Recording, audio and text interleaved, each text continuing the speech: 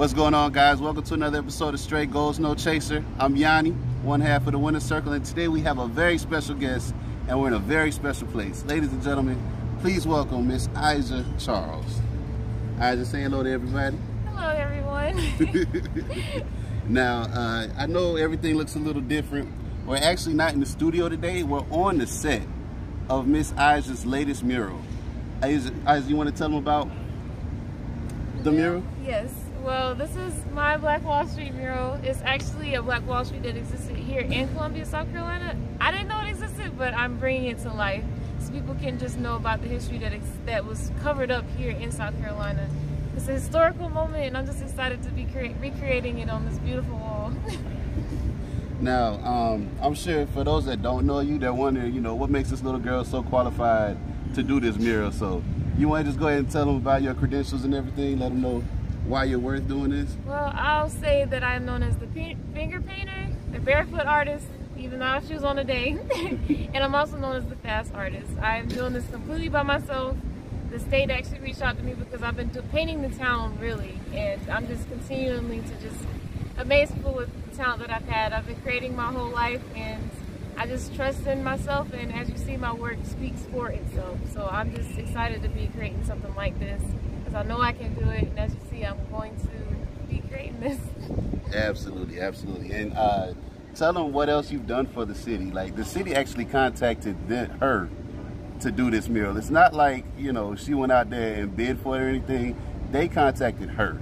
So just tell them, you know, what all you've done for the state already so that they know, you know. Well, one, I kind of put them on the map. That's right, you did. And I have just been, they call me Forrest Gump because I just create for me. I've just been moving on my own, doing my own thing, and things just happen out of random, just like in Forrest Gump, just like he did. And ever since I came back to South Carolina, I've just been running the whole time, showcasing my work. I was a part of the Million Man March because I was upset that what happened with George Floyd. I just created a painting and said, hey, I'm just gonna give it to the family.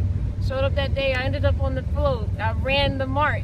Like, it's stuff like that that's been constantly happening, and just bringing positive vibes on the canvas of life where I grew up, what built me, because a lot of people come to South Carolina and leave. I want to show you can make it anywhere that you are, and for me, it's here. So I'm just inspiring the next generation, and they saw that and reached out to me and told me, hey, happy birthday, would you like to do a mural? So this is literally like a birthday gift to me, and I appreciate the state for doing that, and I'm gonna make them proud. And what a present this is. Yes. You know, like, it's just amazing for you to be up here representing the history of South Carolina, something that, you know, most of us didn't even know existed, and now you're bringing it back to life. So yeah. Tell us a little bit about the mural. Like, what are you painting and what's going on back here? So for the Black Wall Street mural, I'm actually just recreating the vibes of that town. I'm recreating the building how it looked in itself. So this is actually a replica of the building. On the outsides, though, I'm actually using people to just show the congregation of them coming towards the building, because I've spoken with people who actually lived when this building was still up, talking about how many people were actually out there, they're actually doing this and enjoying just living life, getting a haircut, buying shoes, things like that. And the reason why I'm only going to put the people in color, because I want to showcase the fact that I'm pulling history out, so the building will be in black and white, but it is in the present. And I want you to feel the vibe and spirit of the people as they come together towards this building. So yeah. I like that, man. I love the expression and like such detail you put into everything, man. So a little bit about like before this, like, so tell us how you got into art, you know, what made you love it and everything like that, so everybody knows who you are, you know. My story? Basically, yeah. Okay. Start where you want to. I'll start from the beginning because it's always relevant and relative. I actually used art as self-therapy for me growing up. It was a way for me to escape in a positive light instead of negative, as a lot of people would do when things happen to them in their lives. And when I got to middle school, I was painting on my test. I was drawing on my test. Like, I wasn't doing any work. But instead of my teachers getting mad at me, they were like, well, if we buy this from you, would you retake the test and just keep pushing? I don't know, my teacher that usually would do that. But they were doing that for me. And they were literally just like telling me keep pushing, keep going, and me seeing how it made other people feel, it was giving them the same positivity that it gave me. I was like, well, I guess I can create for everybody now, and make some money off of it. So I just kept going, kept creating, and by the time I got to my senior year of high school, mind you, prior to all this, I never had the funding for supplies, so I never was in painting or anything. Like, if I wanted to paint, I went into the woods and got berries and leaves and would mash them up and then make paints out of that and then create.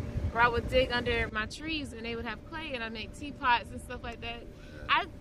My parents always said, make it happen, I can't doesn't exist, so I would just figure it out. And when I got to high school, my AP Studio 2D art teacher told me, I can't teach you anything, so what do you want? I said, well, give me paint. I want to try paint. I got paints, and my first painting that I ever did actually ended up being for Louisiana Commission. So I never really had a chance to get my hands on it until having someone say, hey, we need a colorful art piece. So I just used that as a chance to figure out if I liked colors and painting with acrylic, and I never went back ever since. I've been doing this ever since. Man, I love the hustle. Yeah. Because I feel like, you know, I don't know anybody that would, like, literally get a second chance to take a test. Yeah. Like that. But especially after drawing on it. yeah, I feel like, you know, that's like a slap in the face to the teacher. But I love how they, you know, recognize your talent and gave you a chance at something. So just, I love your story, like all the way around, man. It's just crazy. And then you said your very first painting got commissioned by the state? It was the state of Houma, Louisiana. They had the middle of their town used to be a slave trade center. So they ended up having me do a banner. It was 12 banners that they would hang up every February for Black History Month. They're still going up today, but that was the first painting I'd ever done, ever. Wow. So yeah, that was very cool. That's amazing, and that's a testament to your talent. Yeah. The fact that your very first painting. And then I won. Like, right, like it was a crazy. competition. That is crazy, man. So, like, just wow.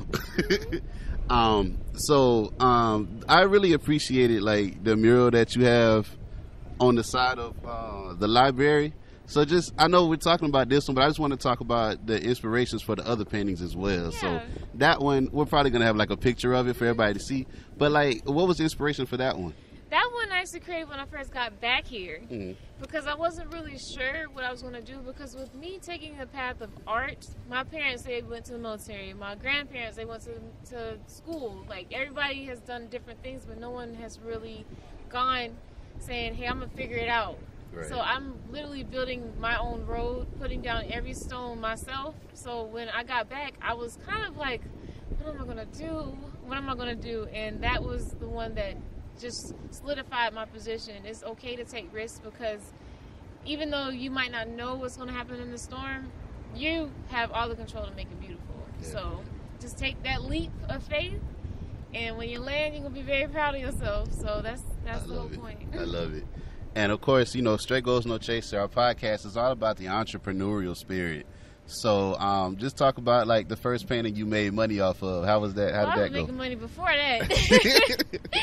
Honestly, I've been hustling since I was a kid. Yeah. My dad, he was a Stryker orthopedic sales rep, so he'd sell you bone implants and then put them in you. Oh. And then my grandmother and all of them, they all had like hair salons, and my grandfather had his own construction business. So as I grew up, my mom and them, they humbled us at a young age, so I would never ask them for money. When I was a kid, I used to sell Happy Crack. I used to sell candies. I used to sell fidget spinners. Like my sister, she would make the origami. I'd ask them, what colors y'all want? And then I'd paint it, and at recess, sell it. Like, I always was selling, but when I found out people liked my drawings, I started selling to they already knew me because they were my clients previously. Right, in your previous businesses. In my previous businesses. So when they came back around, I would just start selling them my art, and just seeing them cry or just be excited, it just felt different. So I just never stopped. It's just like I won money, but I also won a feeling that I can carry for the rest of my life. Right. And I think that's part of being an entrepreneur and part of a business person is not only, you know, making money, but, you know, you feel something in somebody else that wasn't there, you know what I'm saying? So like that void, you were there to complete it, you know what I'm saying? So we appreciate you for that as well. Like, you know, I've done interviews before, but I've never been like actually starstruck. But like I'm jumping over words because this is like history right here in front of me right now, and like it just amazes me that I'm able to talk to this person while she's still here, like give you your flowers while you're still here, and congratulate you while you're still here, because like this. Too many times we wait until it's too late to say thank you and we appreciate you, but like we really do. You know what I'm saying? So another thing, this is a side note, but how tall are you? 5'4". 5'4". And how tall is this mural? It is 350 feet by 600 feet. So it's about 30 times your size. Yeah. And you're just up there doing it. And we see this cherry picker over here. And who operates that? I do. That is crazy. That is crazy. And just talk about like this, the drive you have to do something like this and like operate a cherry picker, like You want to know the honest truth? Tell me. When I got my first mural project, my very first one, they said, "Hey, you know how to operate a scissor lift?" I was like, "Yeah." You didn't know? I didn't know, but I figured it out. And ever since then, I just been figuring it out. Like I don't fear anything. I figure it out as I go. And when I know how to do it now, so that's nothing. Right. But I never say I can't. And I'm actually thankful that my parents just use it as a cuss word. Yeah, man. Now, as you see, I just do what I want. You're just fearless with it, man. That's crazy. Yeah.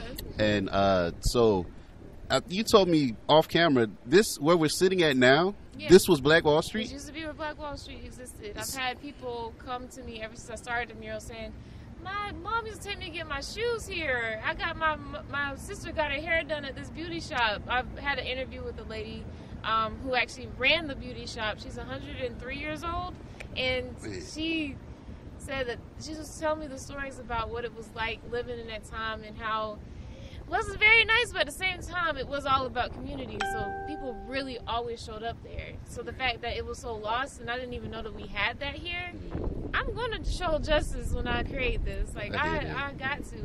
I hear that. And do you know around the time frame that this was here? Do you know like when? I think in 1920s. Okay. Yeah. So just around that Renaissance area period. Renaissance area. Okay. And you know when it was torn down? I have no idea about that No. part. No. Okay. Well, we're gonna find that out. Yes. For sure. We got to find that out. Yes. And that's crazy that lady, the beauty shop owner, is still here, man. Still here kicking. And there's another guy too. He owned a barber shop. He's 98. I haven't spoken with him, but he was there too. He's still around. That's crazy, man. And that just tells you how far we've come in such a short period of time, you know, from like slavery. It seems like a long time ago. It's really not that long. It was 150 years ago. You know, it wasn't that long ago. And for us to progress the way we have, to have in the city of Columbia, in the state of South Carolina, the only state that has seceded from tried to secede from the nation. The very first to try, to start the Civil War. Thank you. And for you to be able to put our history in such a huge scale next to the Wells Fargo building down in the heart of the city, like it's just crazy, man. Yes. And I just love the fact that it was a state that came to you to do that. Like they're finally appreciating who we were and what we've contributed to the city and to the state of South Carolina. So that's just crazy, man. So what's next for Ija Charles? Vacation. But I do have another project coming up. It's off Broad River Road. I don't know if you know that bridge that goes over the water. They want me to paint the bridge, so that's going to be fun. Actually, where you drive on the bridge, it's going to be African American based, but it's going to be full of color from one end of the bridge to the next. I can't wait for that one. It's still in the works. They called me literally 2 days ago, so we're still working on that. But I'm saying it on video because it's going to happen. I hear that, man. You're going to speak it into existence. We already know. So now I got to ask, how the heck are you going to paint a bridge? I'm going to make it happen. Like I always do. I hear that because can't doesn't exist, right? It don't exist. Not with me, at least. Yeah, man. I hear that. And so I know you said you like, making people feel great, but besides the money, besides everything, what do you feel like your purpose is in art? I tell people all the time, paint positive vibes on the canvas of life. I don't really focus on pretty. I focus on how you make someone feel, whether it's in person or in my artwork, I feel like everything should have a soul. If I made somebody cry or I made somebody happy, you get to carry that with you whether you buy a piece from me or not. Right. If I can give you that, I did my job. Because when growing up with my mom, she was a nurse. She always used to take me with her when she goes to the old folks' homes. And the two things that everybody used to say that they would regret, or they would regret anything in life, and I said I'll never regret anything. I'm gonna try everything possible. But the other thing they always used to say is how much they cherished just somebody being nice and kind to them at their old age, or just in general. So if I can bring positive vibes to people, whether you're already happy or you're not, I don't know what's going on. I don't know anybody's story, but I made you happy, even if it was for 2 seconds. I did my job. I hear that, man. I love that response because it just shows how genuine of a person you are. You know, too many times we meet people out here that are just in it for the money. Or the clout. Or just the status. Whatever, but you can't take that with you. That's if right. you pass, my artwork gonna go with your soul because you gonna remember how it made you feel. That's right. So and my artwork goes far beyond a physical. And it'll live forever. Way longer than, any of us will. Like, this is going to be here for hundreds of years. Exactly. You know what I mean? Like, so money you can't take with you. No. Artwork, like, the emotions, how you made them feel about it, that'll be with you forever, like a good memory. I feel that. I feel that. Kev, you have any questions? Or? No? Partner got nothing to say, man. So, Isaac, is there anything else you want to tell the people? Keep your eyes peeled. I got plenty more coming. And I'm just very happy, humble, and excited to just bring more to the city of Columbia, South Carolina, and around the world, because I'm not stopping anytime soon. There it is. Yes. It's been another edition of Winner Circle TV. Straight goals, no chaser. Peace.